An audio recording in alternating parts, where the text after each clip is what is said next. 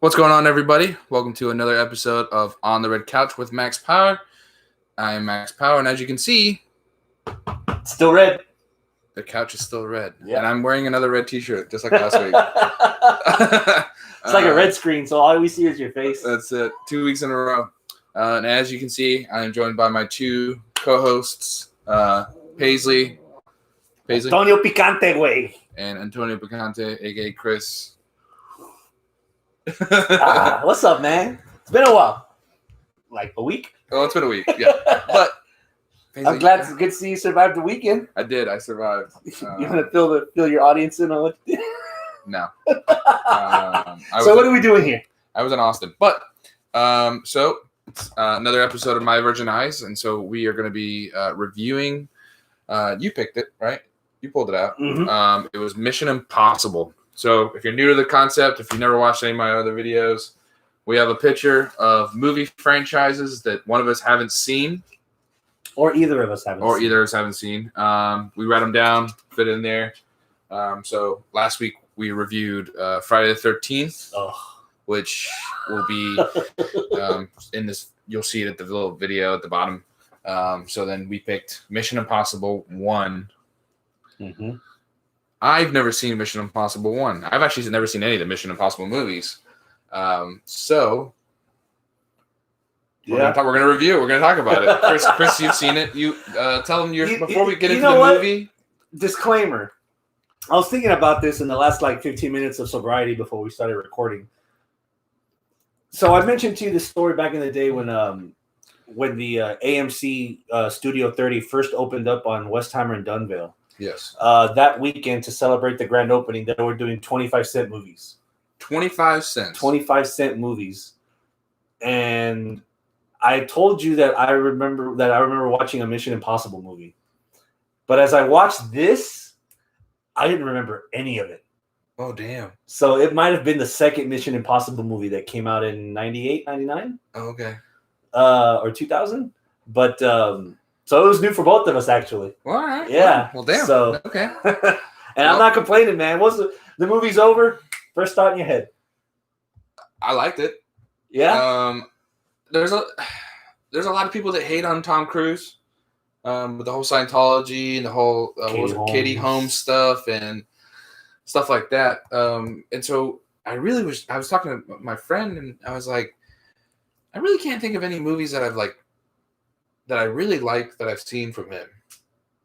You know, there's not, but also, how many movies of his have you seen? Exactly. There's also a bunch of movies that I've never seen because I think he has that Tom Cruise aura, you know, where people are like, it's fucking crazy Tom Cruise. I'm not watching this movie. So I've seen Vanilla Skies. I've seen Oblivion, which I didn't mind Oblivion. That was the one where he's in space. Days of Thunder? I saw Days of Thunder. And now I've seen Mission Impossible. I've seen Jack Reacher. Minority Report? You know what? I've never seen Minority Report. I've never seen Top Gun. I've never seen Top Gun either. That's actually in the picture. It's in the picture. So I don't really know what to expect to this movie because I've obviously seen the trailers. They're filming the 9th one, I think, or the 8th one. So I think it's the 7th. They're up there. Even still, they're up there. And so this movie came out 1996, May 1996. I wasn't even in the country. You were a little boy, a little teenager, right? Yeah, teen. Little teen. So it's funny to watch movies from those era because when you watch that movie, it's high end stuff. They're doing stuff that no one's ever done before. They actually were on the internet, or they actually downloaded stuff onto floppy disks and shit. Wait, how much was on the memory stick? So the floppy disk had a 256 megabyte storage capacity. That was megabytes. And apparently that was a lot back then. Now I've got a 5 terabyte hard drive. Exactly. We were talking about it during the movie. I was like, can you imagine telling somebody in '96 that you would have a terabyte? Or even trying to explain what terabyte meant. Gigabyte. Or a gigabyte, yeah. What's a gig? Yeah. So like seeing technology and remembering, it's funny because like, you know, kids these days, everything's in their hands. You just sounded so old. I know, I really do, yeah. But it's a good point. Nowadays, you literally have a thing in your hand that can do pretty much everything you want. And welcome to our dystopian future. Back then, the cell phones were horrible. Huge ass bricks. I mean, I remember my brother taking me. We didn't have internet at home, but my brother took me to an internet cafe. Oh. And he showed me how to get on the internet. Hell no, I would go to the public library downtown. Well, I mean, we didn't really. I mean, we had a library, but we didn't. It wasn't like that. But so we went to. My brother used to run a fan page for our soccer team, and it was really popular. So he's I guess he's like the whiz, like out of all of us on computers. It's just a side story. But like I said, seeing them with the glasses that could detect certain things and record things and broadcast, and then him pulling off his mask. Dude, he's a masked legend. Yeah, in this movie. So pretty much the concept is he works for like an agency, undercover. Almost like a James Bond kind of agency, just like a SEAL. An agency, kind of like James Bond, like almost like an American version of James Bond.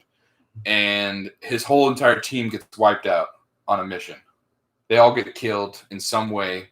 Or so he thinks. Well, I mean, they do get killed. Eventually, yeah. Most of them do. Yeah, so and then he gets blamed for it, and so the agency's after him, and he's like, I'm not the mole. I don't know what you guys are talking about. So he tries to get what they're looking for, which is the Oculus. Okay. And Jesus Christ, Bailey. He's trying to find the Oculus so that he can prove that it's not him, while his former boss, I guess, who was dead, comes back and has pretty much framed him, and it's how he kind of stops it. Yeah, I liked it. We've watched the movie's 15 years old, 25 years old at least. We've 25. seen enough movies. Were you trying to let yourself go in the movie, or were you already like picking at plot points? Like, there's no way this guy's dead. There's no way this happened. There's no way that. Oh no, I went in. I went in. Yeah, I was. I mean, you know, someone's. They mentioned that there's a mole, so you know. Yeah. And I was like, it's got to be John Voight. That's the first thing I thought of when he got shot. Yeah. He feels like, that motherfucker's coming. He fell in the water. Nobody found him. So that motherfucker's coming back. Not only did he fall in the water, there was no need for him to fall in the water. He got shot and he stumbled, and then he just literally climbed over the wall. And John Voight in 96 looked like he was 96. Yeah.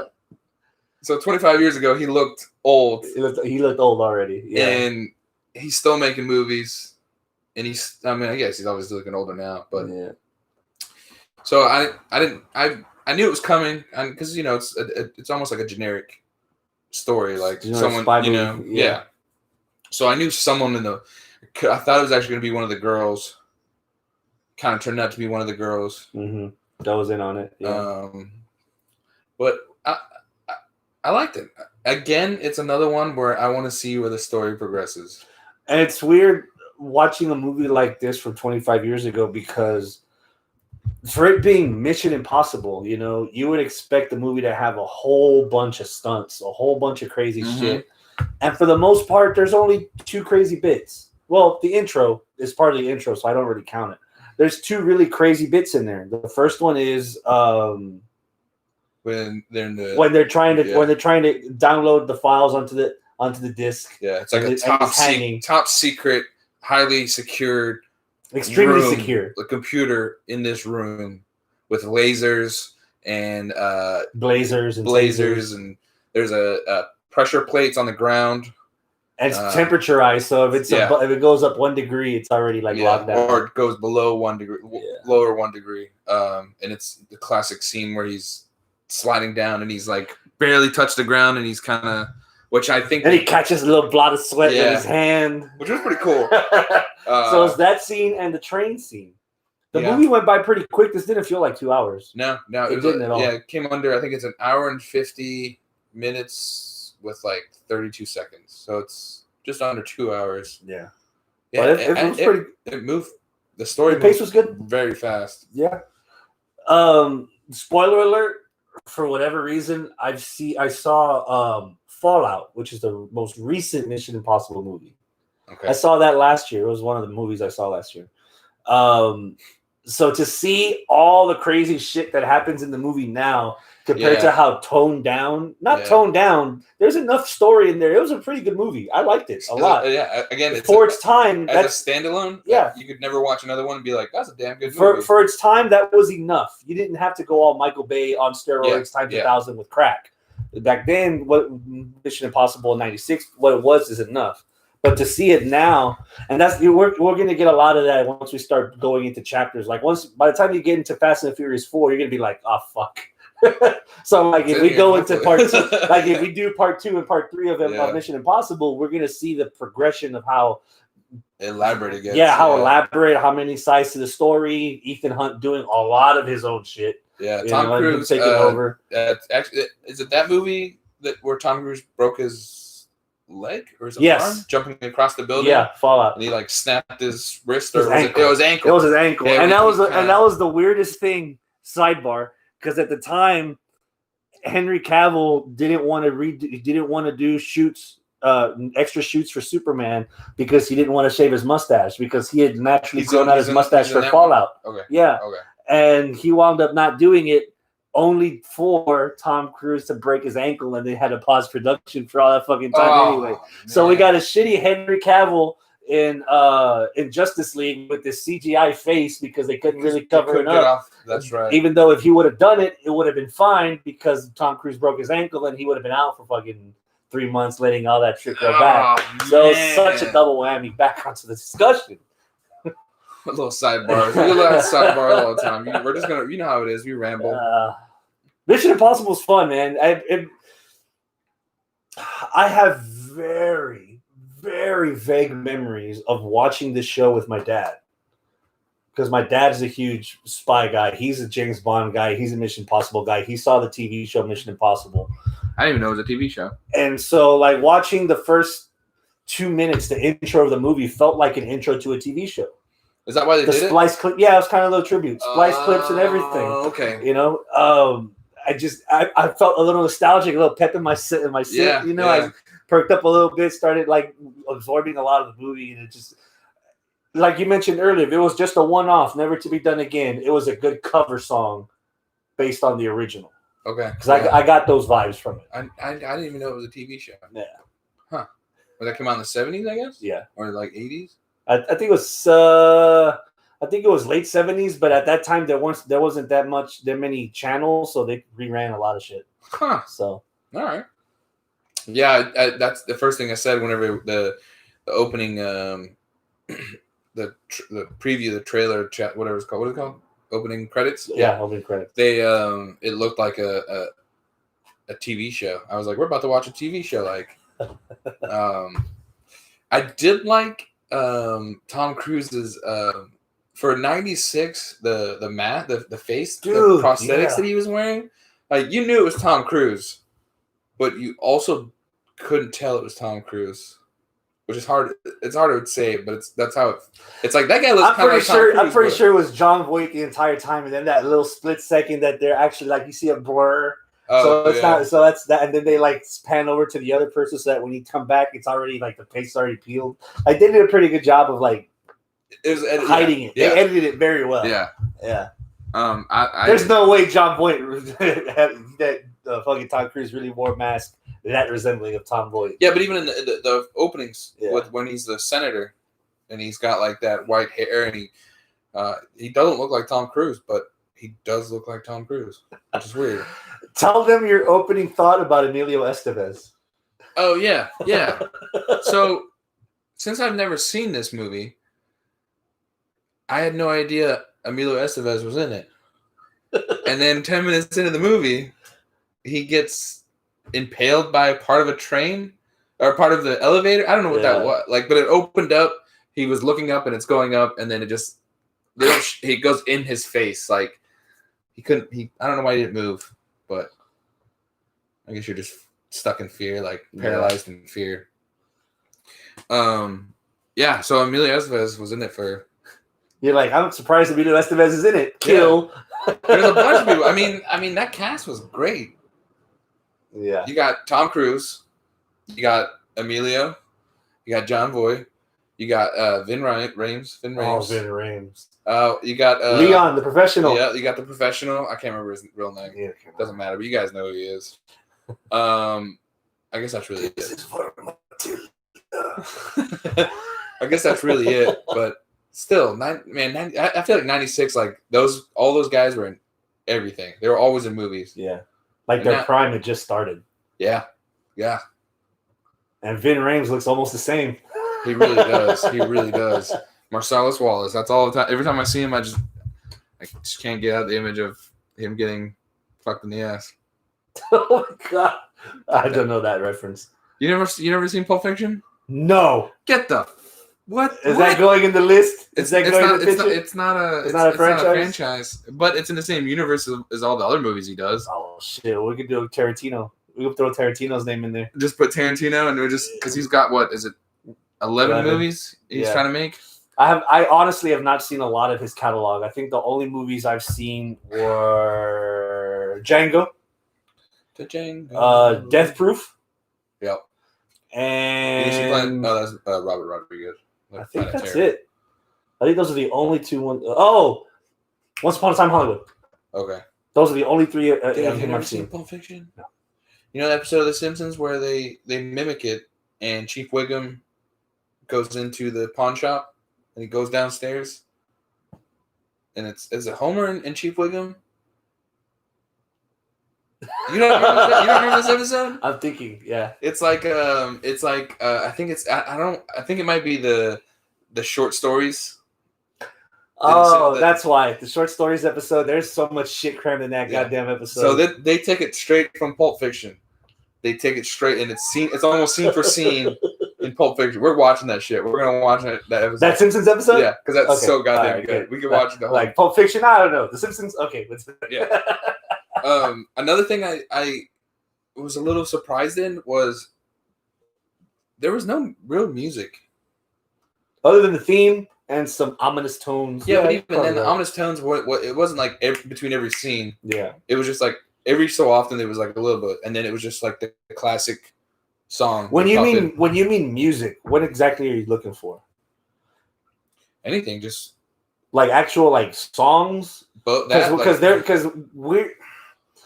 I think in the early like literally on the 2000s is when people started buying the rights to. When the 2000s, oddly enough, Mission Impossible 2. That's when I think movie companies actually bought the idea of an actual like soundtrack. Yeah, like Mission Impossible 2 has "I Disappear" from Metallica. It has Limp Bizkit doing a Mission Impossible. Like and you actually hear the songs during the movie as like fillers instead of just like nothing, which probably what you're mentioning. Yeah, no, but I mean, The Bodyguard had Whitney Houston all throughout it, and I was in the 90s. I haven't seen that either. You lived under a rock, man. Yep, very heavy religious rock. Kevin Costner, Whitney Houston.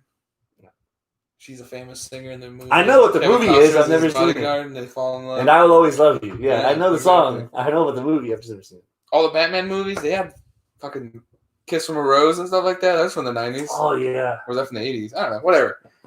No, I'm not just saying like I don't want to hear Metallica throughout this movie. I'm just saying like even the orchestras that play in other movies, you know, like oh yeah, blame that on Danny Elfman. I can't remember any movie soundtrack that he's done that's actually been like good. The only thing in the song orchestra that pops out is the down, down, and that's not even him. Yeah, it's not him. That's the only real thing in there that is music. Actually, at the end of the movie, when Tom Cruise is sitting at a restaurant, you hear, oh god, I can't remember the name of the band, but they're playing at the restaurant. You can hear but it's like soft, super quiet. So they probably didn't get. It's probably like 30 seconds of it, so they probably didn't have. It was the Cranberries. Cranberries, yeah. It wasn't Zombie, though, was it? No, Dreams. So you hear that in the background, but it's not. It's not audible enough that they didn't put it in your face. Yeah. So there's no real music where a lot of movies transitions and there's like music and stuff like that. Not in this one. Mm-mm.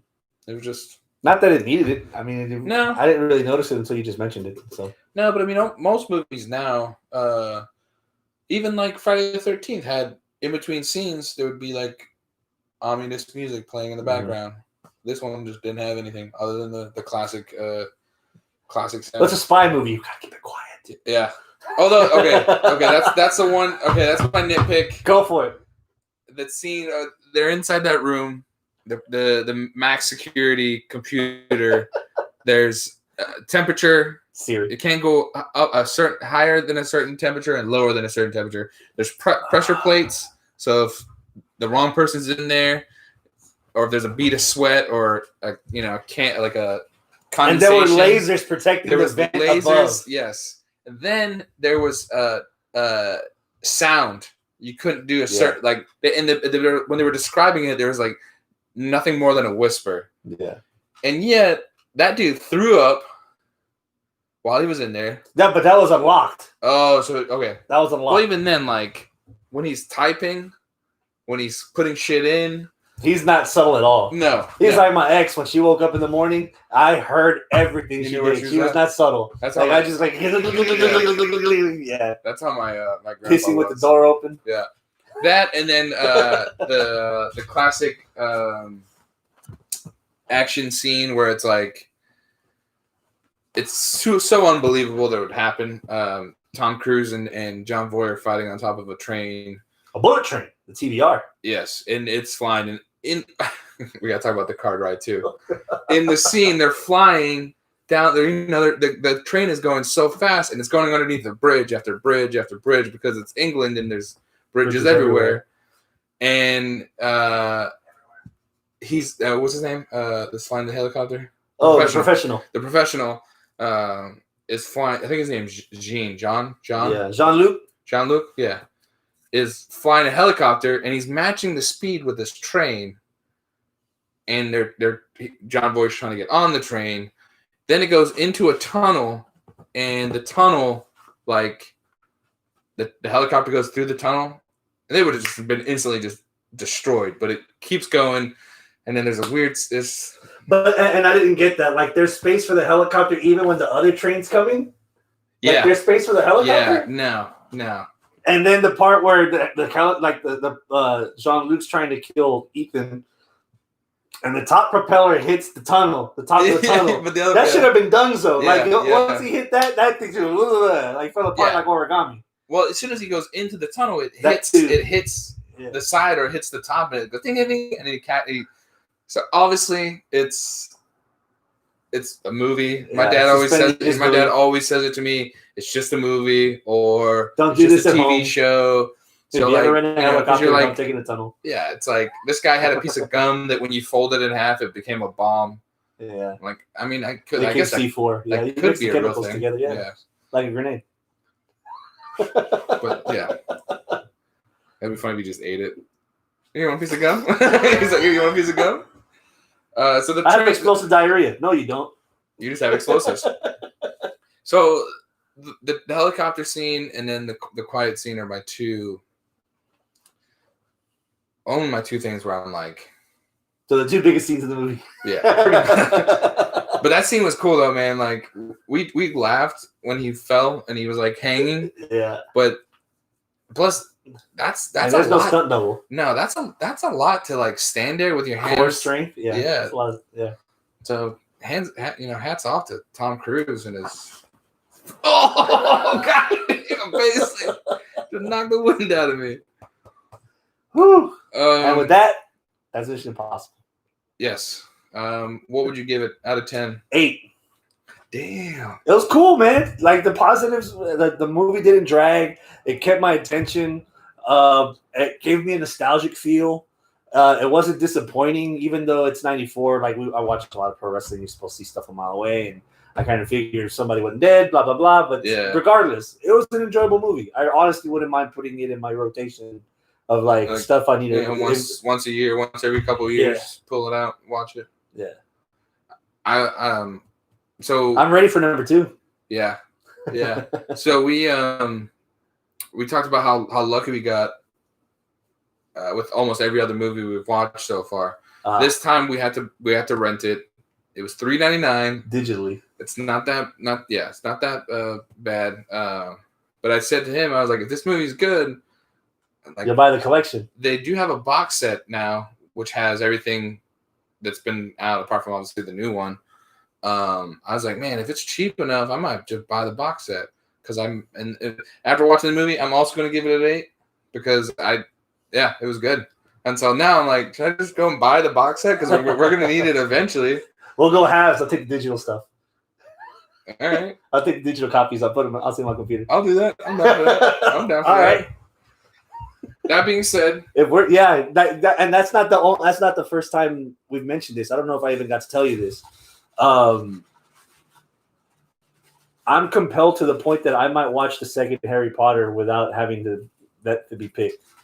Ooh. Like the first one actually got my interest peaked. That if I get persuaded, should we just do it? Should we just watch them as well as randomly, or like So we could pick that, and then we could also just pull another. Because we can watch Mission Impossible 2. We can watch Too Fast, Too Furious. Two missions, two impossible missions. Because other than Friday the 13th, so far the movies that we've watched have hooked us enough that we want to keep watching them on our own. Even the Friday the 13th, because we want to know where the story goes. Yeah, we want to at least see the next one. Okay, we have to see the next one, and then I'll crap after that. Yeah. That and then Jason X because that's the best one. Oh God, it's in space. I think I've seen it, but it's been so long. That being said, it is my turn to pick. So if you want to shake them up too, so just a reminder, what's in there? Mission Impossible 2. Too Fast, Too Furious.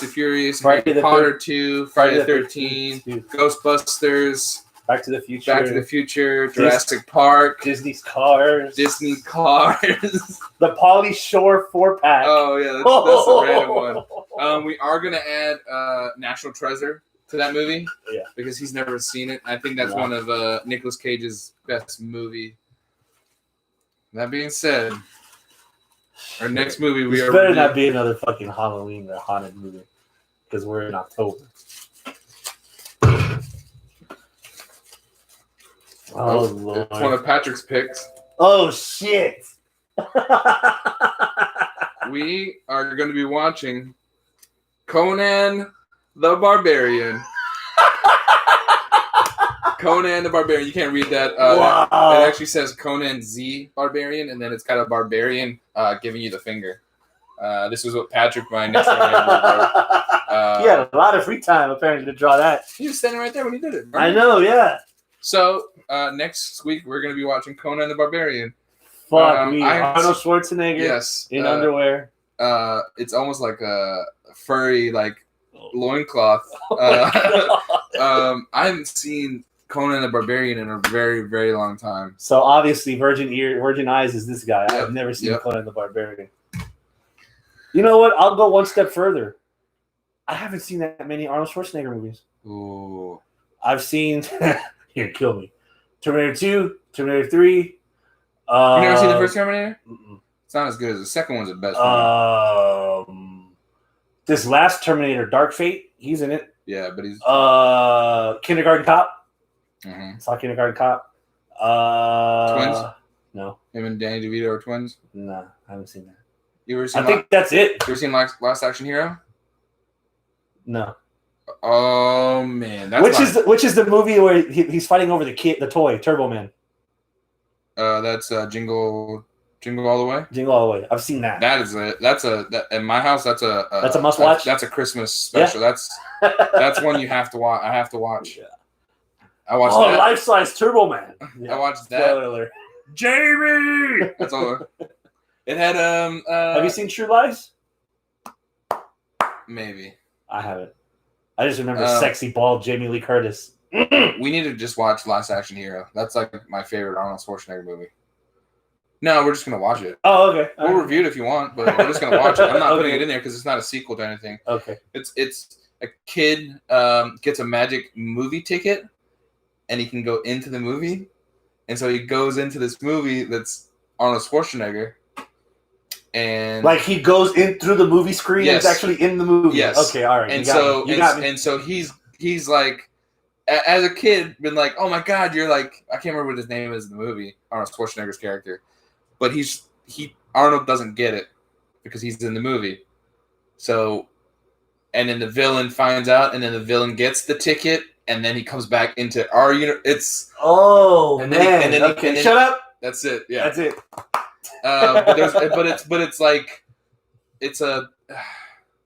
It's like watching a classic action movie. Like it has all the action movie scenes in it because it is an action movie because it's a movie. Gotcha. Who's pulling into my driveway? Yeah. So, police. Conan the Barbarian. Conan the Barbarian. We're gonna have to find a way to watch that one. It's got to be somewhere for free. Okay. AMC's probably got it or something. But yeah. So next week we'll be doing Conan the Barbarian. You want to tell them what we're doing this weekend? Ooh. This weekend. Me and this guy and this dog and maybe my friend if she can come over. We're gonna do. We're gonna watch. Can I bring somebody over? No, I'm just kidding. You're my Dave Paisley. We're gonna do a marathon of all of the Simpsons Treehouse of Horror episodes. Yeah.